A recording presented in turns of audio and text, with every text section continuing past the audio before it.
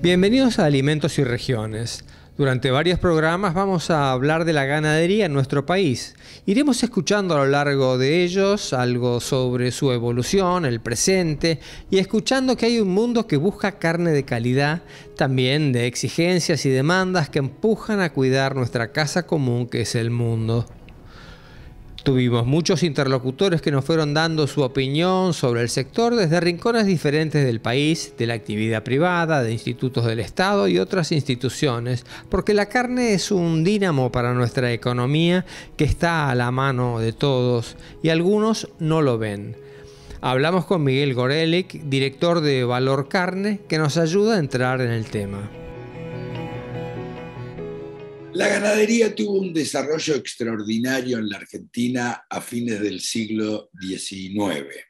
Se juntaron muchos elementos que permitieron que este desarrollo tuviera también un impacto muy fuerte en el también extraordinario desenvolvimiento económico que tuvo la Argentina en las décadas finales del siglo XIX y las primeras del siglo XX, que nos colocaron en una situación de privilegio en materia de un ranking de ingresos per cápita que tenía la Argentina y el atractivo de miles y miles de inmigrantes que, por problemas en sus países de origen, pero también por el imán que tenía la Argentina en esos momentos para atraer gente, vinieron a radicarse a la Argentina y cambiaron el rostro del país de una manera muy favorable y positiva. Miguel nos comentaba que las condiciones que permitieron esa evolución virtuosa fueron la calidad propia de nuestras tierras, el conocimiento de nuestra gente de campo en el manejo del ganado y la oferta de pastos y forrajes, entre los que se destacó posteriormente la alfalfa, el frío industrial que permitió el aprovechamiento de las carnes, la incorporación de la genética de razas británicas que expresaron su máximo potencial en ese entorno. También influyó el propio crecimiento de Inglaterra y su mayor demanda de carne y un comercio internacional sustancialmente libre. Esto trajo como consecuencia importantes inversiones extranjeras en materia de industria frigorífica también, y todas las inversiones adyacentes necesarias para desarrollar esto, como infraestructura, ferrocarriles, caminos, compañías de seguro, compañías navieras y un largo etcétera. Esto no fue exclusivo del sector de la carne, pero claramente fue un sector que se destacó por encima de cualquier otro. En la década del 70 del siglo anterior, el país fue desplazado del primer puesto en el mercado mundial de carne por Australia y otros países. Las economías se cerraron y frigoríficos extranjeros se retiraron, generando un profundo cambio en el sector que dio origen a una industria frigorífica nacional, entre ellos el frigorífico Gorina, que tomaron ese espacio convirtiéndose en un valioso eslabón para comercializar nuestras carnes al mundo. Si uno lo mira en el tiempo, el proceso ha sido continuo y tal vez, como bien señalás vos, esa rotación y ese proceso se aceleró como en muchas otras áreas. Por supuesto que el frigorífico no ha dejado de ser un centro de producción de mano de obra intensiva. Lo primero que hubo tal vez en una primera etapa fue una adecuación de los trabajos de forma tal de que tal vez la fuerza fue reemplazado por implementos y accesorios y maquinaria que permitió en alguna medida desarrollar esa tarea de forma un poco más amigable. Yo creo que todo eso hoy se ve complementado, como decíamos, con nuevas técnicas, desde producción, proceso, congelamiento, y por supuesto todo esto tiene que venir acompañado desde las áreas de responsabilidad social empresaria y todo el tema de medio ambiente, todo el tema de ecología, que por supuesto son aspectos a considerar y aspectos a tener muy tenidos en cuenta, así como hoy en día ya instituciones financieras tienen lo que se denomina compliance ambientales, y en todo sentido son, por supuesto, nuevos desafíos para los cuales también en ese sentido podríamos destacar que Argentina posee un marco, si querés, de un beneficio natural por el tipo de crianza que tenemos, por el tipo de engorde que hacemos. En general, por tratarse de una tarea extensiva, Argentina cuenta con un indicador compensado entre emisiones y secuestro de gases con efecto invernadero, que me parece que nos posiciona, al igual que gran parte del Mercosur, en una posición de privilegio frente a este desafío a futuro, ¿no? A medida que la industria frigorífica fue consolidándose, un nuevo actor comenzó a ser parte activa en la cadena cuando los precios agrícolas desplazaron a la ganadería a otras zonas, y este fue el feedlot. Hoy, cerca del 80% de la carne que se consume en el país pasa por un periodo de engorde a corral. Esto te da a vos que digamos, la estratificación nuestra del engordador hoy es un gran componente de agricultores que no han dejado la ganadería porque la ganadería tiene arraigo, porque la ganadería tiene tradición familiar, porque la ganadería tiene reservorio de valor, muy aplicable a estos momentos con una macroeconomía tan inestable como estos últimos años. Entonces, tenemos esa punta y después tenemos la del criador y la del recriador, que encontró, como es mi caso, yo vengo originalmente de un establecimiento de cría al sur de Corrientes. Me inicié allí como feedlotero. El primer feedlot en el año 92 se instaló en Sauce, en el sur de Corrientes, plena zona criadora. Bueno, venimos de la revalorización y de la oportunidad de darle valor a las categorías o a las colas de parición. Y bueno, y así se fue armando esto. Luego entra el matarife abastecedor, que entiende que puede tener un stock físico que no se le envejece, como sería la carne en cámara. Entonces nos encontramos que las hotelerías tienen mucha penetración del lado del abastecedor, que le gusta, más allá del negocio, tener hacienda especial para el día complicado, para el día de lluvia, para el carío fallido.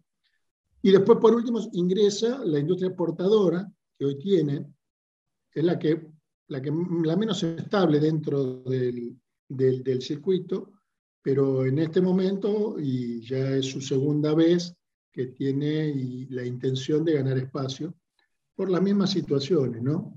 Más allá del negocio azul novillo 481 o UE, como negocio en sí, ese stock en pie le sirve para cubrir, es muy caro. 2 jaulas siempre dicen, ¿no? Los industriales. Una faena donde faltan 2 o 3 jaulas en un día le cuesta mucha plata de proceso al frigorífico, y tener stock en pie siempre lo ayuda, en algún feedlot lo ayuda a esto.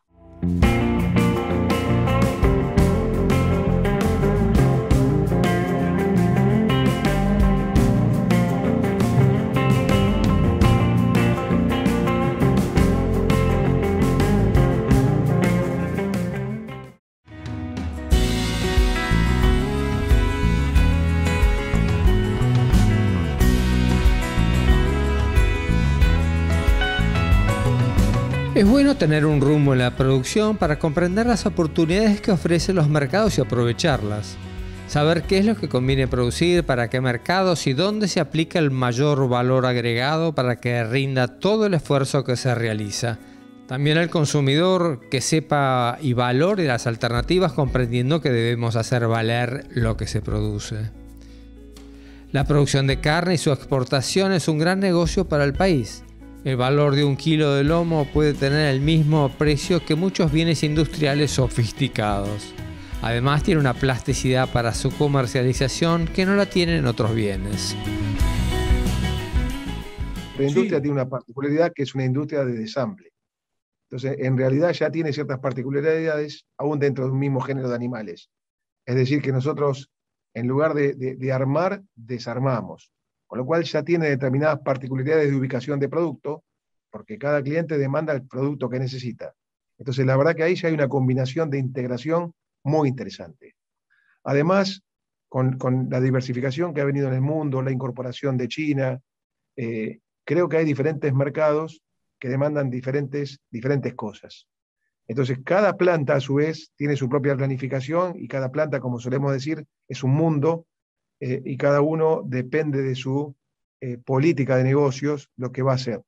Pero hoy todo es ubicable, todo es transable. Entonces, de repente, si vos tenés clientes que producen, nosotros tenemos cómo estamos nosotros. Y la verdad que estamos diversificados en los diferentes mercados en los cuales está Argentina hoy participando. Entonces, tenemos un mercado de precio muy marcado en Europa. Hoy está complementado en parte con Estados Unidos. Tenemos un mercado muy fijo en determinada calidad de producto, por ejemplo, que es Israel y Chile. Tenemos un mercado de volumen y precios más bajos que está en China.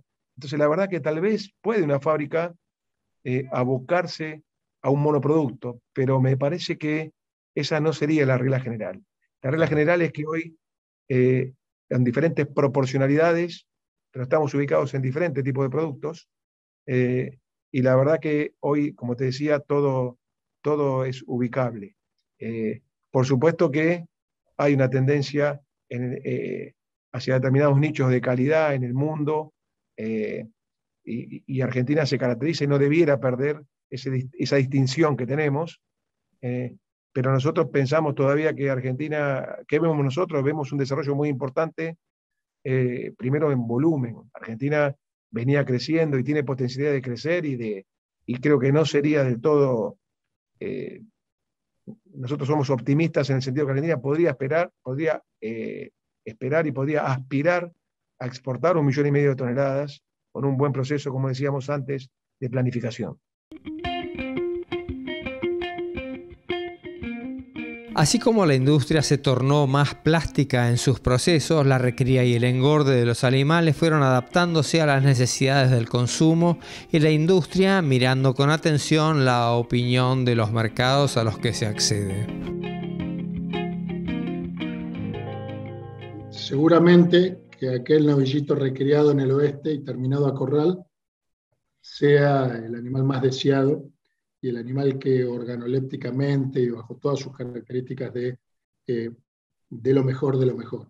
De hecho, el impacto que tuvo la cuota 481 feedlot, que es con un ingreso de un novillito recriado de 320, 340 kilos, es lo que el importador europeo dice, quiero más de eso.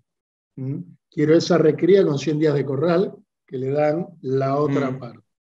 Entonces, si vos me preguntás a mí, lejos que el bife argentino tendría que estar refrendado en esto, en insistir que tenemos una cría extensiva, que tenemos una recría muy extensiva o semi-intensiva, pero con mucho de extensiva, y tenemos una terminación a corral que da la homogeneidad y permite la faena a edades tempranas, o sea, acelera el proceso para tener un animal joven y de buena conformación.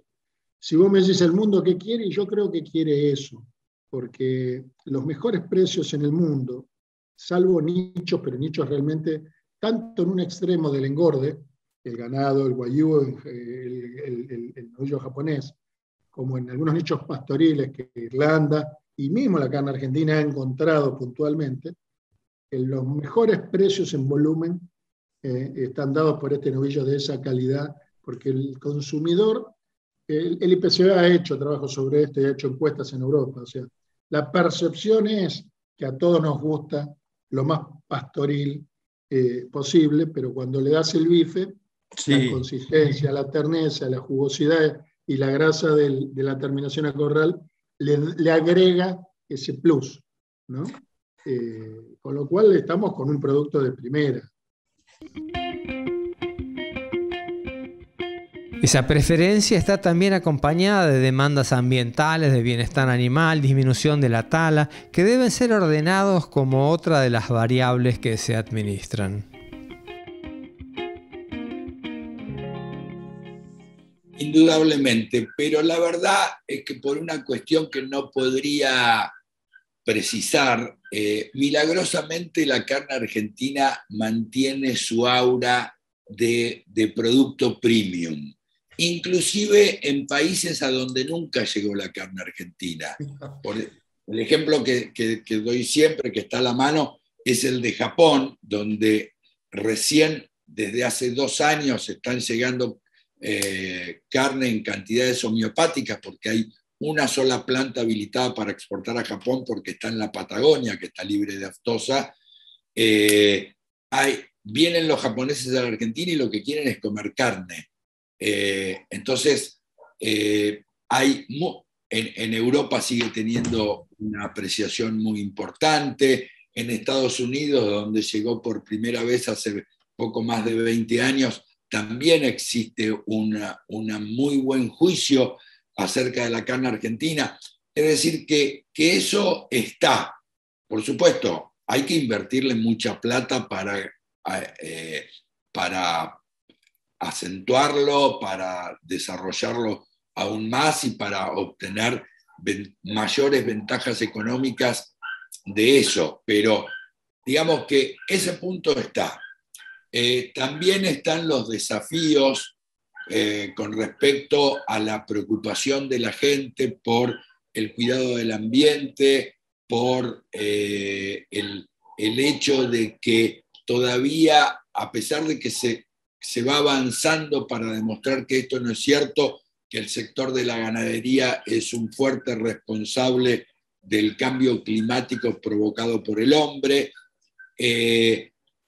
Estos desafíos están, pero también están a la vista las soluciones tecnológicas y científicas como para ir reduciendo estos problemas.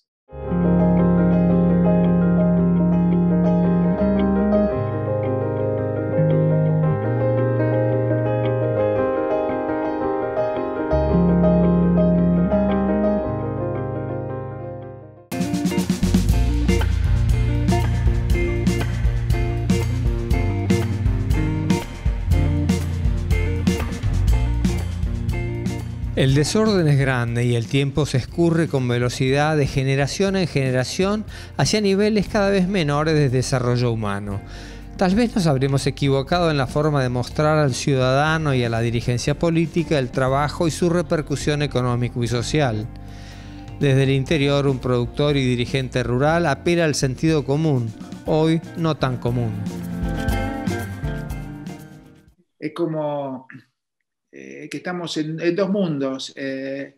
Un mundo que está ávido de un producto de una calidad como es la proteína roja de la carne vacuna, que está demandando, y ese mundo de alto poder adquisitivo, en donde nosotros teníamos entrada, y por supuesto son mercados donde hay que ser serios y asegurar calidad y cantidad. La calidad la tenemos. La cantidad, estando estos mercados, en poco tiempo el ganadero es muy permeable a esas variables, a esa demanda, y en 2 o 3 años puede ofrecer o aumentar el 50% de lo que está produciendo en este momento.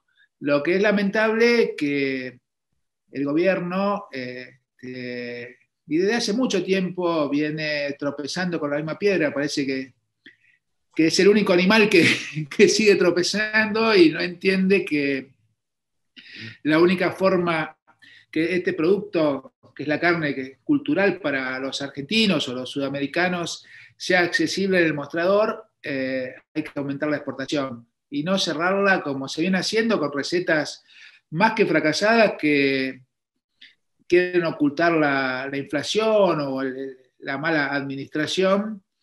Y lo único que hacen es volver a destruir algo que estaba marchando, como fue allá en el 2006, cuando el presidente era Kirchner y la ministra era de Economía era Micheli, que en poco tiempo perdimos más de 10 millones de cabezas.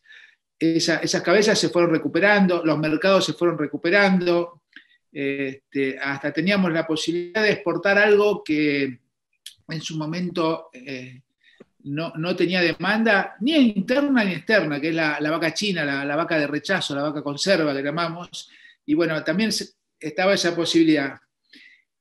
¿Y qué pasó? Los iluminados de siempre volvieron a cerrar las exportaciones.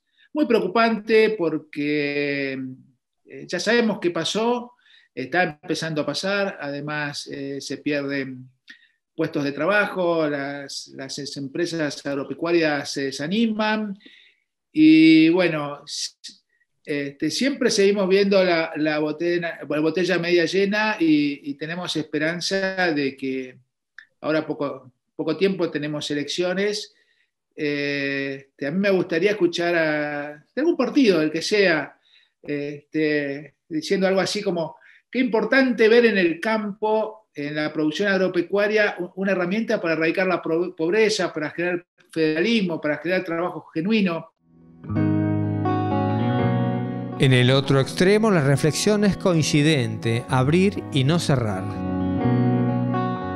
Nosotros creemos que cualquier tipo de medida que implique restricciones hacia el comercio y sobre todo hacia el comercio internacional que nos representa, y creemos que no son medidas de características positivas.